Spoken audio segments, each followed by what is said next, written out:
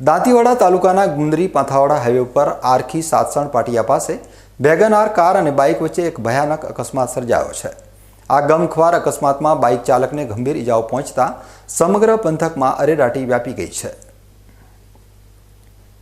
Panthawada highway પર car અને bike વચ્ચેની ટક્કર એટલી જોરદાર હતી કે બાઇક ચાલકનો પગ કપાઈ ગયો હોવાની ચોંકાવનારી વિગતો સામે આવી છે। ઘટના બનતાની સાથે જ આસપાસના સ્થાનિક લોકો તાત્કાલિક મદદ માટે દોડી આવ્યા હતા અને પોલીસને જાણ કરી હતી। માહિતી મળતા જ પાંથાવાડા પોલીસનો કાફલો ઘટના સ્થળે પહોંચી ગયો હતો અને લોહીલુહાણ હાલતમાં ઇજાગ્રસ્ત યુવકને તાત્કાલિક સારવાર અર્થે પાંથાવાડા રેફરલ હોસ્પિટલમાં ખસેડવામાં આવ્યો હતો। હાલમાં આ અકસ્માતને પગલે હાઈવે પર લોકોના ટોળેટોળા ઉમટી પડ્યા હતા અને ઇજાગ્રસ્તની હાલત ગંભીર હોવાનું જાણવા મળી રહ્યું છે।